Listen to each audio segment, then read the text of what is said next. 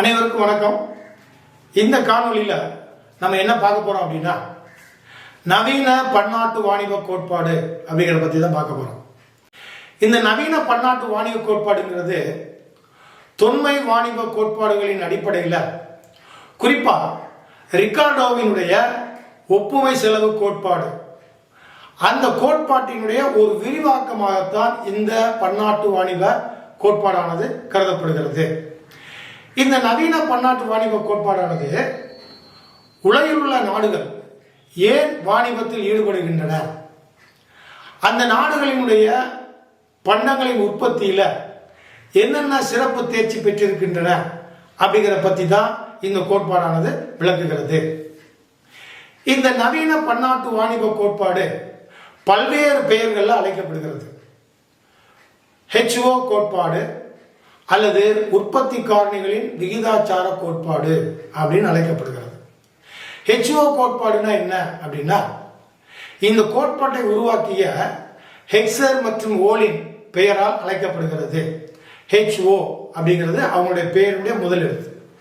அதன் அடிப்படையில் உருவாக்கப்பட்டது தான் இந்த கோட்பாடு. அதாவது 20ஆம் நூற்றாண்டுடைய முற்பகுதியில் ஸ்வீடன் நாட்டை சேர்ந்தவர் தான் இந்த இலி ஹெக்ஸர் அப்படிங்கிறவர்.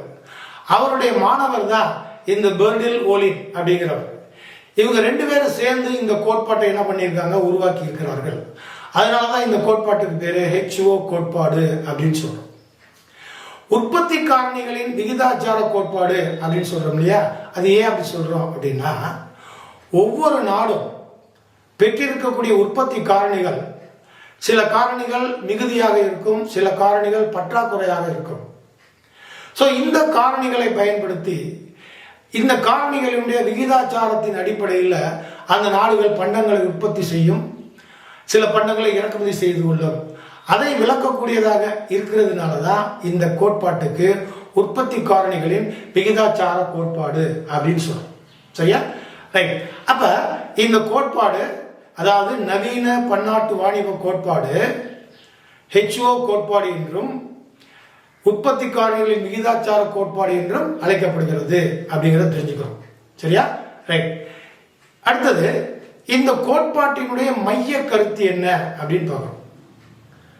அதாவது உலகில் உள்ள நாடுகள் ஒவ்வொன்றும் தாங்கள் பெற்றிருக்கக்கூடிய காரணிகள் பல்வேறு வகைகள் இருக்கும். சில காரணிகள் மிகுதியாக இருக்கும், சில உற்பத்தி காரணிகள் பற்றாக்குறையாக இருக்கும். மிகுதியாக இருக்கக்கூடிய உற்பத்தி காரணிகளை கொண்டுள்ள நாடுகள் அதை பயன்படுத்தி உற்பத்தி செய்யக்கூடிய பண்டங்களை உற்பத்தி செய்து அதை ஏற்றுமதி செய்யும்.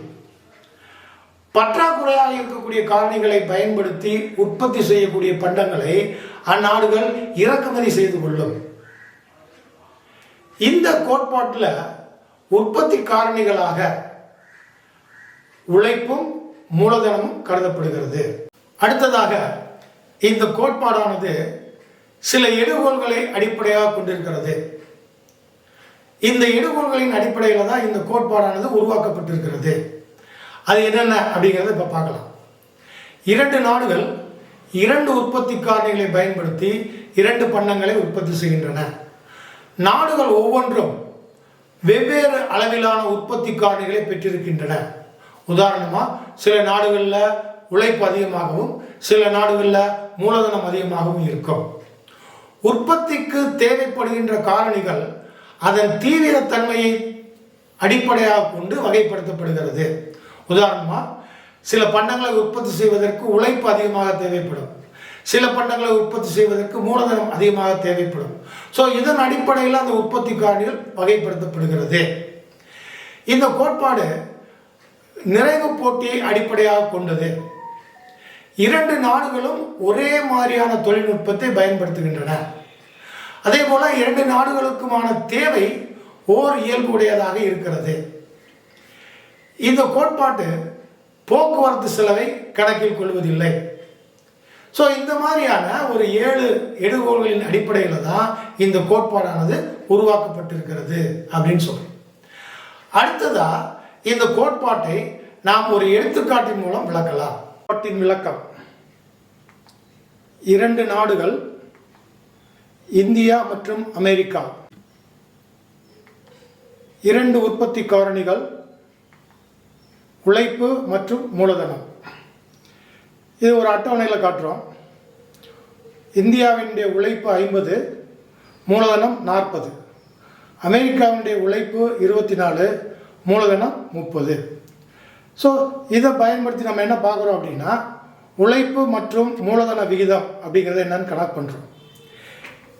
இப்போ இந்தியாவுடைய உழைப்பு விகிதம் அப்படிங்கிறத பார்க்குறோம்.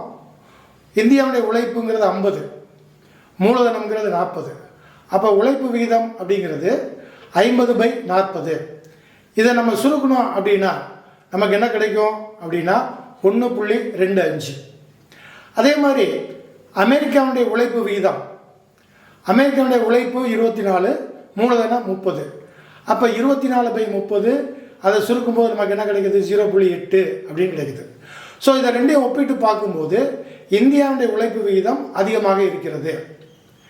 இந்தியாவுடைய உழைப்பு விகிதம் 1.25. அதே நேரத்தில் அமெரிக்காவுடைய உழைப்பு விகிதம் அப்படிங்கிறது 0.8. எனவே இந்தியா ஒரு உழைப்பு மிகுந்த நாடாக இருக்கிறது அப்படிங்கிறத இந்த அட்டவணையிலிருந்து நம்ம தெரிஞ்சுக்கிறோம். அடுத்ததாக இந்த உழைப்பு மற்றும் மூலதன விகிதத்தில் இந்தியாவுடைய மூலதன விகிதம் என்ன அப்படின்னு பார்க்குறோம். இந்தியாவுடைய மூலதன விகிதம் அப்படிங்கிறது 40, உழைப்பு 50.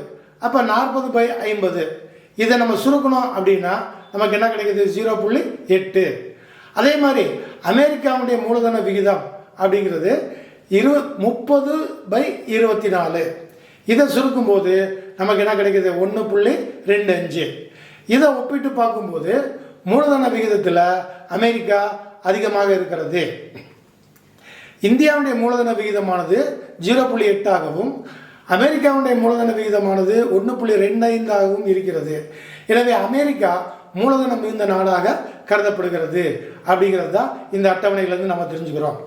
சுருக்கமாக இந்த அட்டவணை விளக்கம் என்ன அப்படின்னு பார்த்தோம் அப்படின்னா, இந்தியா உழைப்பு மிகுந்த நாடாக இருக்கிறது, அமெரிக்கா மூலதனம் மிகுந்த நாடாக இருக்கிறது. இது ரெண்டையும் நம்ம என்ன பண்ணலாம் அப்படின்னா ஒரு வரைபடத்தின் மூலமாக நாம் விளக்கலாம். அந்த வரைபடம் விளக்கம் என்ன அப்படின்னு பார்க்குறோம். ஸோ இதுதான் வரைபடம். இப்போ மூலதனம் அதிகமுள்ள நாடு, உழைப்பு அதிகமுள்ள நாடு அப்படின்னு 2 இருக்குது. இப்போ மூலதனம் அதிகமுள்ள நாடு அப்படின்னா அது அமெரிக்கான்னு வச்சுக்கிறோம். அப்போ அமெரிக்கா என்ன பண்ணுவாங்க அப்படின்னா அதிக மூலதனத்தால் உற்பத்தியாகும் பண்டங்களை ஏற்றுமதி செய்வாங்க, இந்தியாவுக்கு ஏற்றுமதி செய்வாங்க. அதே நேரத்தில் இந்தியாவிலிருந்து அதிக உழைப்பினால் உற்பத்தியாகும் பண்டத்தை இறக்குமதி செய்து கொள்வார்கள் அப்படிங்கிறத நம்ம தெரிஞ்சுக்கலாம். சரியா? அப்போ அமெரிக்கா மூலதனம் செறிந்த தொழில்நுட்பத்தை பயன்படுத்தி பண்டங்களை உற்பத்தி செய்து ஏற்றுமதி செய்யும். அதே நேரத்தில் உழைப்பு சார்ந்த பண்டங்களை இறக்குமதி செய்து கொள்ளும் அப்படிங்கிறத இந்த அட்டவணையில் தெரிஞ்சுக்கிறோம். இன்னொரு பக்கம் என்ன பார்க்குறோம் அப்படின்னா இந்தியா பற்றி பார்க்குறோம். இப்போ இந்தியாங்கிறது உழைப்பு செறிந்த நாடு. அப்போ அது உழைப்பு செறிந்த தொழில்நுட்பத்தை பயன்படுத்தி பண்டங்களை உற்பத்தி செய்து என்ன பண்ணும்? ஏற்றுமதி செய்யும். மூலதனம் சார்ந்த பண்டங்களை இறக்குமதி செய்து கொள்ளும் அப்படிங்கிறது தான் இந்த வரைபடத்திலிருந்து நம்ம தெரிஞ்சுக்கிறோம். இந்த அட்டவணை மற்றும் வரைபடத்திலிருந்து நாம் தெரிந்து கொள்வது என்னவென்றால், ஒவ்வொரு நாடும் தாங்கள் பெற்றிருக்கக்கூடிய காரணிகளில் மிகுதியாக உள்ள காரணிகளை பயன்படுத்தி பண்டங்களை உற்பத்தி செய்து ஏற்றுமதி செய்கின்றன. பற்றாக்குறையாக உள்ள காரணிகளை பயன்படுத்தி உற்பத்தி செய்யக்கூடிய பண்டங்களை இறக்குமதி செய்து கொள்கின்றன அப்படிங்கிறத இந்த அட்டவணை மற்றும் வரைபடத்தின் மூலமாக நம்ம தெரிஞ்சுக்கிறோம். இப்போ அடுத்ததாக இந்த கோட்பாட்டினுடைய குறைபாடுகள் என்ன அப்படின்னு பார்த்தோம் அப்படின்னா, இந்த உற்பத்தி காரணிகளுடைய அளவுகளானது காலத்திற்கு ஏற்ப மாறுபடும். இன்று பற்றாக்குறையாக இருக்கக்கூடிய காரணிகள் சில காலம் கழித்து என்ன பண்ணலாம்? அது மிகுதியாக இருக்கக்கூடிய சூழ்நிலைக்கு வரலாம். எனவே அது காலத்தை பொறுத்து அது மாறக்கூடியது. அடுத்ததாக இன்னொரு குறைபாடு என்ன அப்படின்னா, உற்பத்தியாளர்களுடைய உற்பத்தி திறனானது வேறுபடும். ஒரு நாட்டிற்கும் இன்னொரு நாட்டிற்குமான உழைப்பு திறனானது வேறுபடும். இப்போ அமெரிக்காவுடைய உற்பத்தியாளர்களுக்கும் இந்தியாவுடைய உற்பத்தியாளர்களுடைய உள்ள உழைப்பு திறனானது கண்டிப்பாக வேறுபாடாக இருக்கும் அப்படிங்கிறத இந்த கோட்பாடு குறிப்பிட தவறிவிட்டது. ஸோ இதுதான் இதனுடைய குறைபாடுகளாக நாம் கருதுகிறோம். அப்போ இந்த காணொலியில் நம்ம என்ன பார்த்துருக்குறோம் அப்படின்னு சொன்னால், பன்னாட்டு வாணிப கோட்பாட்டினுடைய கருத்துக்கள் என்ன, அதனுடைய எடுகோல் என்ன, வரைபட விளக்கம் என்ன, குறைபாடுகள் என்ன அப்படிங்கிறதெல்லாம் பார்த்துருக்கோம். இந்த காணொலி உங்களுக்கு பிடித்திருந்தால் லைக் பண்ணுங்கள், ஷேர் பண்ணுங்கள், சப்ஸ்கிரைப் பண்ணுங்கள். நன்றி, வணக்கம்.